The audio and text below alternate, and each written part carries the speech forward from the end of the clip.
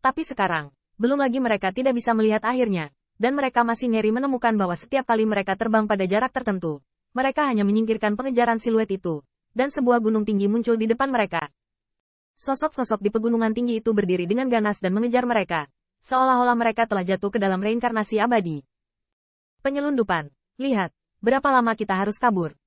Wei Yuanxiang berteriak, ingin Qin Yichen menggunakan waktu dan ruang untuk menembus masa depan.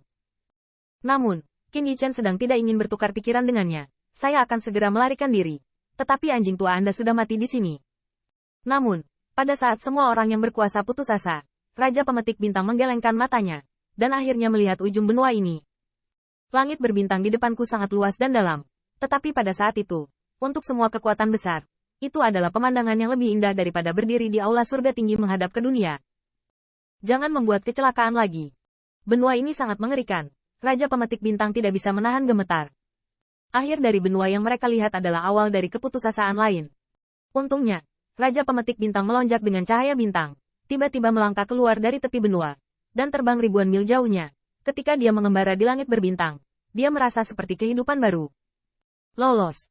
Setelah melihat kerumunan, Ke Tiangxuan tiba-tiba meledak dengan kecepatan penuh.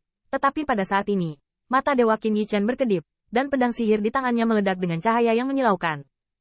Pertarungan. Potong jalan. Tanda seru. Tanda seru. Ledakan. Tanda seru. Tanda seru. Bila cahaya menakjubkan ke segala arah, menyebar ke seluruh dunia, dan Wei Yuanxiang hanya merasakan leher dingin pada saat itu. Kekacauan kecil ini tidak akan menyimpan dendam seperti itu. Tidak, bahkan jika dia menyimpan dendam, dia seharusnya menjadi orang yang mengingat sedikit dendam ini. Namun, pada saat berikutnya, Wei Yuanxiang tertegun, dan melihat bahwa Qin Yichen tidak memotong ke arah mereka, tetapi ke arah aliran yang deras. Omong kosong ini, ingin merebut arus. Wei Yuanxiang terkejut sesaat, tapi saat berikutnya dia berteriak, Xiao Xie, kamu gila. Meskipun semua orang bisa merasakannya, mata air arus ini memiliki kekuatan tertinggi. Kekuatan semacam ini yang menelan umur. Kekuatan kehancuran. Itu palsu jika tidak didambakan. Namun, sudah terlambat bagi mereka untuk melarikan diri. Jadi siapa yang berani memprovokasi arus ini? Namun, pedang Qin Yichen benar-benar menebas ke arah Si Quan.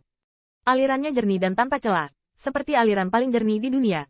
Tetapi itu membuat semua kekuatan dianggap sebagai mata air ajaib dari mata air kuning. Tapi cahaya pedang Qin Yichen tetap ada dan vertikal. Dan dengan potongan itu, dia meledak dengan kekuatan pedang terkuat, berniat memotong aliran-aliran. Qin Yichen secara alami mengetahui kekuatan tertinggi dari aliran ini. Meskipun melakukannya, kemungkinan akan menyebabkan bencana yang mengerikan. Tetapi Qin Yichen memutuskan untuk melawannya. Bagaimanapun, aliran ini sulit ditemukan. Selama dia meninggalkan benua, dia takut tidak ada yang berani kembali. Terlebih lagi, Qin Yichen juga memiliki jejak dukungan, yaitu, bahkan jika dia berjuang untuk hidupnya, dia lebih baik daripada orang tua ini. Ledakan. Tanda seru. Tanda seru. Cahaya pedang mengamuk, dan yang membuat takut semua orang adalah cahaya pedang Qin Yichen benar-benar memotong aliran pegas. Tetapi hanya Qin Yichen yang tahu bahwa bukan karena aliran mata air ini terputus sendiri, melainkan aliran mata air ini datang kepadanya atas inisiatif. Mata Qin Yichen galak dan kejam, dan karena dia bergegas ke arahnya, dia ingin bersembunyi tetapi tidak bisa menyembunyikannya. Kalau begitu, hanya kota. Tiba-tiba, aliran sungai mengalir ke tubuh Qin Yichen, dan dia terlihat bergerak-gerak, seperti disambar petir. Dan bahkan Ke Tiangxuan melihat wajah Qin Yichen berkerut, menunjukkan bekas luka. Bekas luka itu unik untuk bakat lama. Tetapi Qin Yichen pada awalnya adalah seorang pemuda pemberani dengan wajah dingin seperti ukiran pedang. Surgawi. Ke Tiangxuan juga panik saat ini. Dia tahu bahwa aliran ini sangat berharga. Tetapi siapa yang berani memperbaikinya? Tapi Qin Yichen gemetar sekujur tubuhnya, meremas dua kata dari giginya, pergi dulu. Semua orang dapat mendengar bahwa suara Qin Yichen telah berubah. Karakter pertama tampaknya masih sangat muda, dan perubahan kata-kata itu seperti teriakan kuno. Gila, kekacauan kecil ini gila. Wei Yuanxiang mengutuk dan pergi tanpa menoleh ke belakang. Namun, ketika mereka baru saja terbang melintasi langit berbintang dan masih tidak tahu arahnya, mereka tiba-tiba merasa bahwa benua di belakang mereka datang dengan kematian yang mengerikan. Fluktuasi. Wei Yuanxiang melihat ke belakang dengan susah payah, dan melihat bahwa aliran itu tidak menyusul. Tetapi aliran itu mengalir, perlahan-lahan mengembun menjadi sebuah sosok.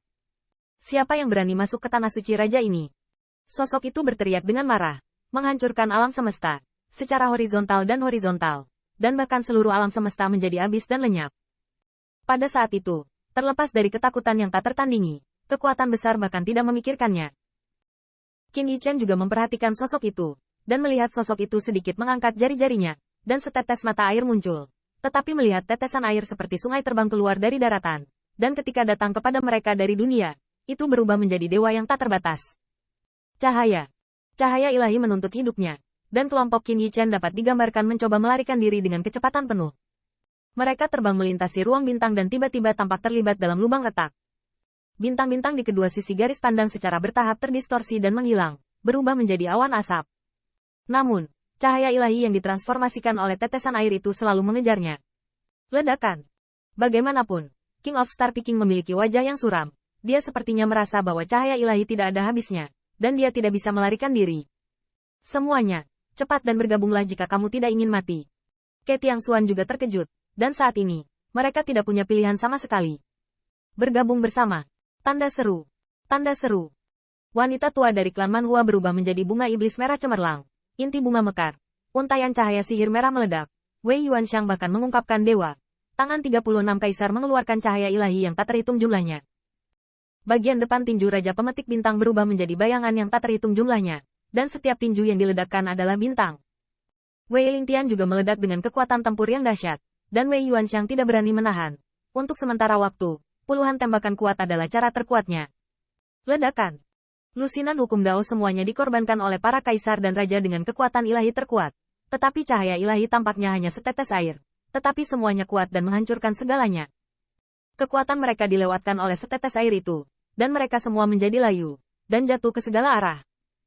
Raja Pemetik Bintang hanya merasakan kengeriannya. Dan tetesan air sangat horizontal dan horizontal.